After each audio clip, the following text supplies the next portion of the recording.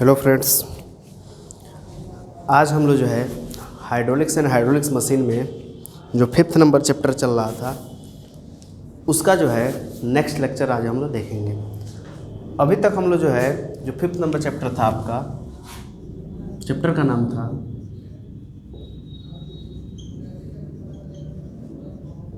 Fundamental of a fluid flow. Fundamental of a fluid flow में हमने देखा था कि डिस्चार्ज क्या होता है, और इसके अलावा हमने देखा था कि जो है कोई भी लिक्विड या फ्लूइड फ्लो कर रहा है तो उसका क्या क्या नाम रखेंगे उसके कैरेक्टरिस्टिक के अनुसार, जिसमें हमने बताया था आपको rotational flow, irrotational flow, steady flow, unsteady flow, laminar flow, turbulent flow, uniform flow, non uniform flow, compressible flow, incompressible flow, इन सब के बारे में मैंने पूरा डिटेल आपको बता दिया था। नेक्स्ट जो आपका सिलेबस है उसके अकॉर्डिंग जो है नेक्स्ट हेडिंग है, हम लोग पढ़ेंगे आज हाइड्रोलिक एनर्जी। तो आज हम लोग पढ़ेंगे क्या, हाइड्रोलिक एनर्जी। तो आज हम लोग का जो टॉपिक है वो है हाइड्रोलिक एनर्जी, ठीक है ना। अब देखिए, हाइड्रोलिक एनर्जी समझने के लिए सबसे पहले मैं क्या कर रहा हूँ, एक जो है मैं फिगर बना रहा हूँ आपके पास, और इस फिगर से आप डिसाइड करके बता देंगे कि कौन कौन से एनर्जी किसी भी लिक्विड में हो सकता है। देखिए, मान लीजिए एक यहाँ पे टैंक है, ठीक है, और इस टैंक का इतना भाग जो है ओपन है। क्या है? ओपन है। इस टैंक में पूरा लिक्विड भरा है,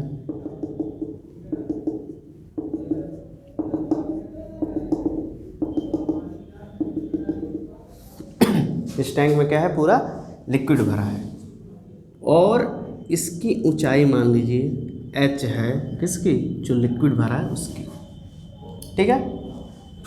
अब जो है ये भाग ओपन है, चूँकि ये ओपन है तो यहाँ से देखा जाएगा कि लिक्विड बार बार बाहर की तरफ ऐसे निकल रहा होगा। तो ये पूरा जो है अरेंजमेंट है इसका। अब देखिए यहाँ पे कितने तरह से एनर्जी हो सकते हैं। देखिए, जहाँ से लिक्विड बाहर निकल रहा है इसके सेंटर पॉइंट को मैंने मान लिया रेफरेंस लाइन। क्या मान लिया? Reference line. क्या मान लिया? Sorry, reference line. अब एक चीज़ समझिए, जब इसको हमने रेफरेंस लाइन माना तो इसकी ऊंचाई जो है हम लोग सेंटर से ही लेके चलते हैं। प्रीवियस वीडियो मैंने आपको बता दिया था। थोड़ा गला आज खराब है तो मैनेज करिए इसको। अब जो है हम यहाँ पे 3 पॉइंट कंसीडर कर रहे हैं। सबसे पहला पॉइंट मैंने एक वाटर का एक कण लिया यहाँ पे, ठीक है, और इस कण को मैंने माना कैपिटल ए। क्या मान लिया? Capital A. एक दूसरा मैं यहाँ पे पॉइंट लिया बी, इसको मान लिया पॉइंट बी, और एक तीसरा पॉइंट यहाँ पे लिया सी। अगर ध्यान से आप देखें तो जो ए पॉइंट है वो बॉटम से कितने ऊंचाई पे है, यानी रेफरेंस लाइन से एच। तो अगर कोई भी वस्तु किसी ऊंचाई पर स्थित होता है तो हम लोग देखते हैं वहाँ पे कौन सा एनर्जी होता है, स्टैटिक एनर्जी। तो आप सभी लोग जानते हैं एक होता है स्टैटिक एनर्जी, और स्टैटिक एनर्जी U = होता है mgh। क्या होता है? mgh। तो चूंकि ये कितने ऊंचाई पे है, तो अब आप कहेंगे कि सर यहाँ से रेफरेंस लाइन से ए ऊंचाई पे है, तो यानी देखा जाए तब आप कहेंगे कि पॉइंट ए पर लिक्विड के पास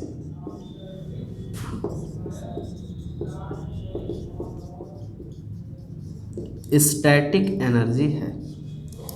यानी आप इस टैंक को ध्यान से देखें, जो इसमें लिक्विड भरा है, तो आपको पहला एनर्जी पॉइंट ए पे दिखा, कौन सा एनर्जी है? स्टैटिक एनर्जी है। कौन सा एनर्जी है? Static energy. और static energy U equal to आपको क्या मिला? mgh। ठीक है। अगर जो है इसी स्टैटिक एनर्जी को अगर हेड में कन्वर्ट करना हो, तब आप कहेंगे कि H इक्वल टू हो गया U/mg। क्या हो गया? ये हो गया हेड में। किस में कन्वर्ट कर दिए?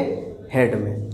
यानी हेड में इसलिए मैं कन्वर्ट कर रहा हूँ क्योंकि हमारे पास जो भी अरेंजमेंट है डिस्चार्ज या वेलोसिटी या प्रेशर मेजर करने का, वो सब हेड में रीडिंग बताता है। जो कि पीछे हमने आपको पढ़ाया भी था मैनोमेट्रिक के बारे में, तो सब किस में रीडिंग बता रहा था? सब हेड में रीडिंग बता रहा था। अब देखिए यहाँ पे, तो इतना कंसेप्ट आपको याद रखना है। तो ये हेड के टर्म में बताएगा, तो इसका नाम रखेंगे स्टैटिक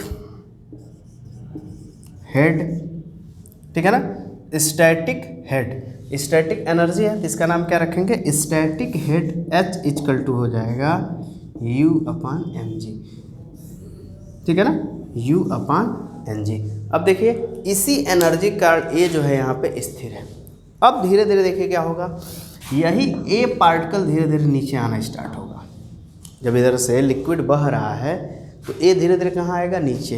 और ए जब नीचे आएगा तब देखिए क्या होगा, इसको नोट कर लीजिए। ये है स्टैटिक एनर्जी, पहला एनर्जी हाइड्रोलिक्स में। चलिए अब हम लोग बात करते हैं दूसरे एनर्जी के बारे में।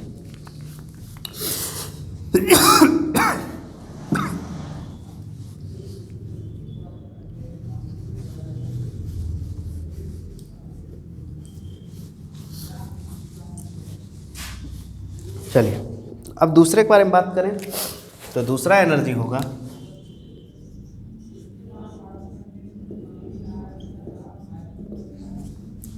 काइनेटिक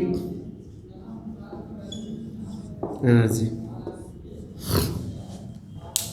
ठीक है ना? अभी काइनेटिक नहीं पढ़ेंगे, प्रेशर एनर्जी पहले पढ़ लेते हैं।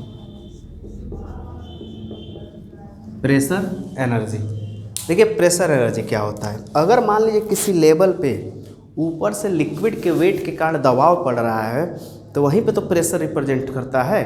तो यानी यहाँ पे जो है H हाइट नीचे है B, तो इस H हाइट पे जितने लिक्विड हैं वो क्या कर रहे हैं? इस B पॉइंट पे दबाव डाल रहे हैं।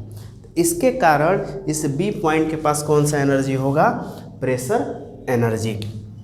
तो अगर हम लोग देखें तो इस B पॉइंट पे हमको क्या मिलेगा? प्रेशर एनर्जी मिलेगा। अब एक चीज़ समझिए, प्रेशर एनर्जी आएगा कैसे? आप सभी लोग जानते हैं कि जब प्रेशर होता है वो P है और उसका यूनिट होता है न्यूटन पर मीटर स्क्वायर। ठीक है? P और उसका रीडिंग कितना होता है? न्यूटन पर मीटर स्क्वायर। तो हम क्या करेंगे, यहाँ पे प्रेशर एनर्जी मान लीजिए EP क्या दिखा रहा है? Pressure energy. तो प्रेशर एनर्जी क्या हो जाएगा? ध्यान दीजिएगा, प्रेशर एनर्जी होगा P into A, force into D, distance. ठीक है ना? तो ये जो है आपको यहाँ पे प्रेशर एनर्जी प्राप्त होगा। और P इक्वल टू क्या होता है? तो ρgh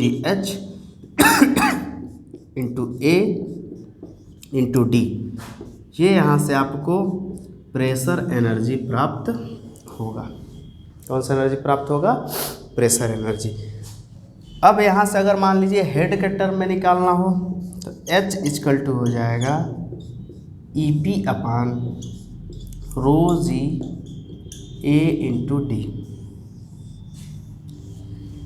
EP upon ρg A into D, इसको बोलते हैं प्रेशर हेड। और प्रेशर हेड जो है ये कितना आ गया? ई पी अपान रो जी ए इंटू डी। इन सब फार्मूला का यूज मैं अभी आगे करूँगा जब बर्नौली कंसेप्ट आपको बताऊँगा, ठीक है ना। तो ये हमारे पास दूसरा एनर्जी जो बी पॉइंट पे मिला तो कौन सा है, प्रेशर एनर्जी। किस पे है यहाँ पे, तो आप यहाँ लिख लीजिएगा इंडिकेट के लिए पॉइंट बी, क्योंकि पॉइंट बी के ऊपर जो है एच हाइट तक का क्या है, लिक्विड का प्रेशर आ रहा है, यानी दबाव आ रहा है, ठीक है। तो ये आपको मिला प्रेशर हेड। चलिए अब एक चीज़ समझिए, जब बी पॉइंट से यहाँ पर लिक्विड धीरे धीरे यहाँ पे सी पॉइंट पे पहुँचा तो हम तो ये देख रहे हैं कि अब सी पॉइंट पे पहुँचने के बाद इधर गति करना स्टार्ट हो गया, और गति करने के बाद वो पाइप से बाहर निकल रहा है।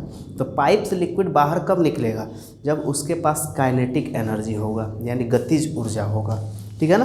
तो जो तीसरा एनर्जी है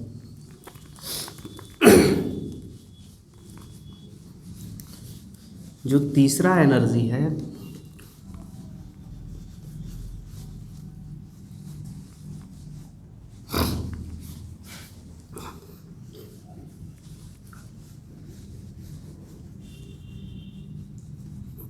वो है काइनेटिक एनर्जी। थर्ड नंबर क्या आ गया,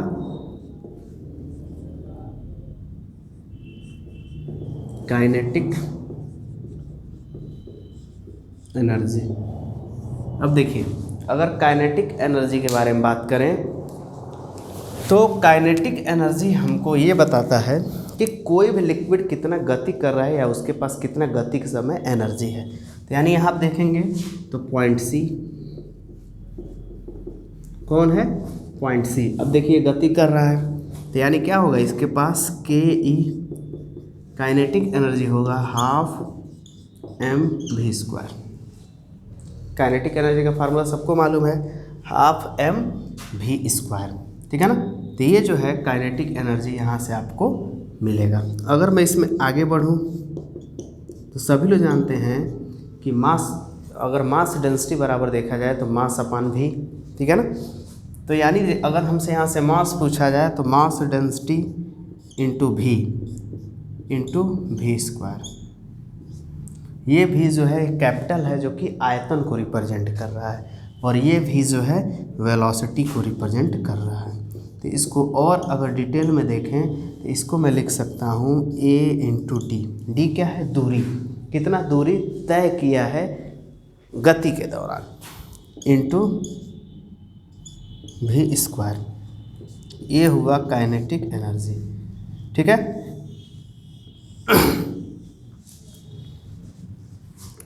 क्लियर है। तो ये जो है काइनेटिक एनर्जी हुआ। अगर मान लीजिए अब यहाँ पूछा कि काइनेटिक हेड बताइए, तो काइनेटिक हेड क्या हो जाएगा, ये होगा, ध्यान दीजिएगा, के ई, ठीक है ना, अपान, ठीक है, के ई अपान ये हो जाएगा रो इंटू ए इंटू डी, ठीक है ना, इंटू जी, रो ए इंटू डी इंटू जी। अब आपके दिमाग में ये आ रहा होगा कि सर के ई का मान अगर यहाँ रखें तो half rho A D into भी स्क्वायर। अगर इसको यहाँ पे रखेंगे तो रो ए डी कैंसिल हो जाएगा और बचेगा कितना, तो आप कहेंगे भी स्क्वायर अपान 2g। कितना बचेगा, भी स्क्वायर अपान 2g। तो ये जो है काइनेटिक हेड हुआ। तो आपके दिमाग में इतना कंसेप्ट क्लियर हो गया होगा कि जो है ये रीडिंग आपको प्राप्त हुआ। अब मैं तीनों के बारे में अलग अलग लिख दूं कि हेड के टर्म में कैसे रीडिंग को रिप्रेजेंट कर रहे हैं। तो ये काइनेटिक एनर्जी के बारे में बात हुआ।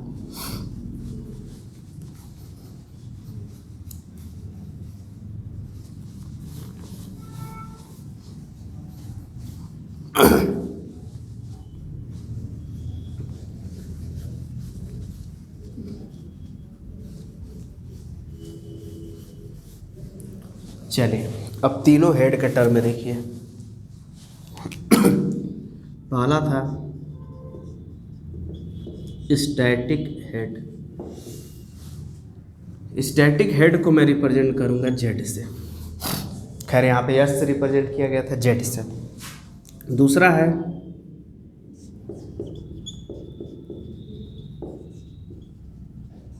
प्रेशर हेड, प्रेशर हेड को रिप्रेजेंट किया जाएगा P अपान, ठीक है ना। एक चीज समझिए, P अपान यहाँ पे जो होगा ये होगा रो इंटू जी, P अपान रो इंटू जी। दूसरा होगा काइनेटिक हेड, काइनेटिक हेड को रिप्रेजेंट किया जाएगा V स्क्वायर अपान 2G। तो ये जो है कंसेप्ट आपको याद होना चाहिए, ये हेड के टर्म में फार्मूला है। तो यानी किसी भी लिक्विड में जो है तीन तरह से एनर्जी हो सकते हैं, स्टैटिक एनर्जी, प्रेशर एनर्जी और काइनेटिक एनर्जी, और उन तीनों के बारे में हमने अभी डिटेल पूरा देख लिया है। तो ये पूरा कंसेप्ट था, ठीक है ना। अब जो है बर्नौली कंसेप्ट समझने से पहले हमको कॉन्टिन्यूटी इक्वेशन प्रूफ करना है। तो आइए देखते हैं कॉन्टिन्यूटी इक्वेशन।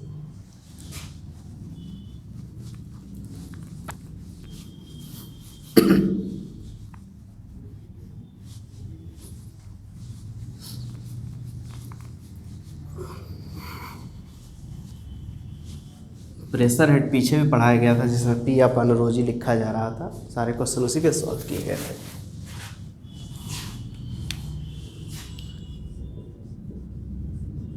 सतत समीकरण इंग्लिश होगा कॉन्टिन्यूटी इक्वेशन, कॉन्टिन्यूटी इक्वेशन सतत समीकरण। अब देखिए कॉन्टिन्यूटी इक्वेशन क्या बताता है। कॉन्टिन्यूटी इक्वेशन ये कहता है कि अगर मान लीजिए ये कोई पाइप है,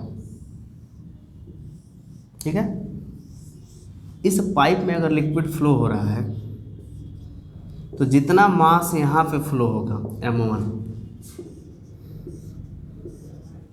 उतना ही मास यहाँ पर भी फ्लो होगा m2। यानी जो है कॉन्टिन्यूटी इक्वेशन काम करता है मास कन्वर्जन इक्वेशन पे, ठीक है ना, यानी द्रव्यमान संरक्षण सिद्धांत पे। तो यहाँ पर नीचे लिखा जाएगा यह कंसेप्ट द्रव्यमान संरक्षण सिद्धांत पर कार्य करता है।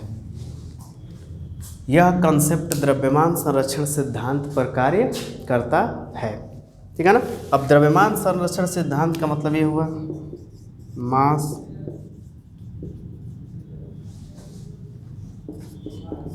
Mass conversion concept. अब मास कन्वर्जन कंसेप्ट पे कार्य करेगा। तो मास कन्वर्जन कंसेप्ट का मतलब क्या हुआ कि जितना मास यहाँ पे उतना ही मास यहाँ पर भी होगा। तो द्रव्यमान संरक्षण सिद्धांत क्या कहता है, तो नीचे लिखिए द्रव्यमान ना ही उत्पन्न किया जा सकता है, द्रव्यमान ना ही उत्पन्न किया जा सकता है और ना ही खत्म किया जा सकता है। द्रव्यमान को ना ही उत्पन्न किया जा सकता है और ना ही खत्म किया जा सकता है। तो ये है द्रव्यमान संरक्षण सिद्धांत, ठीक है ना। तो जितना मास यहाँ पे उतना ही मास इतना यहाँ पर भी है, यानी ना ये उत्पन्न करेंगे आप एक्स्ट्रा और ना ही इसको ख़त्म कर पाएंगे, यानी जितना मास रहेगा उतना ही रहेगा। तो अगर यहाँ पे देखें तब आप कहेंगे कि सर यहाँ पे जो है m1 वही इक्वल टू हो जाएगा m2, ठीक है, m1 m2। अब देखिए सभी लोग जानते हैं कि मास डेंसिटी इक्वल टू होता है मास अपान वॉल्यूम, सभी लोग मालूम है। तो अगर यहाँ से मैं मास बराबर देखूँ, ठीक है, निकला mass density into volume, mass density into volume. तो यहाँ देखिए क्या हो गया, तो m1 के जगह पर क्या लिख सकते हैं, मास डेंसिटी यानी ρ1 इंटू वॉल्यूम कितना हो जाएगा v1। इसमें लिख सकते हैं √2 इंटू V2। अब देखिए, मान लीजिए जो लिक्विड है यहाँ पे फ्लो हो रहा है V1 वेग से और यहाँ फ्लो हो रहा है V2 वेग से। तो अगर देखें हम लोग तो 1 सेकेंड में कितना दूरी तय करेगा V1 और 1 सेकेंड में कितना दूरी तय करेगा V2। और इस पाइप का क्रॉस सेक्शनल एरिया मान लीजिए A1 है और यहाँ पे क्रॉस सेक्शनल एरिया मान लीजिए A2 है। तब आप कहेंगे कि सर इस सेक्शन में हम लोग देखें इतने पार्ट में तो क्रॉस सेक्शनल एरिया A2 और दूरी कितना V2, यहाँ पे क्रॉस सेक्शनल एरिया A1 और दूरी कितना V1। तो ये तो आयतन ही दिखा रहा है दोनों पॉइंट पे। तो यानी यहाँ लिख सकते हैं 𝜌1 इंटू, यहाँ पे V1 की जगह आप क्या लिख सकते हैं A1 इंटू, ठीक है ना। और ये देखिए ये जो V1 है ये आयतन है और ये जो V1 है ये वेलोसिटी है, याद रखिएगा ये वेलोसिटी ऐसे इस्तेमाल कर लीजिएगा। तो ये हो गया V1 इक्वल टू 𝜌2 इंटू ये V2 क्या है, आयतन है, ये कितना हो जाएगा A2 V2। तो ये जो है आपको कंटिन्यूटी इक्वेशन मिला, ठीक है। मान लीजिए जो लिक्विड है इनकम्प्रेसिबल हो। इनकम्प्रेसिबल का मतलब ये होता है कि उस पर अगर दबाव पड़ रहा है तो उसका आयतन चेंज नहीं हो रहा है। तो यानी हम क्या करेंगे, लिक्विड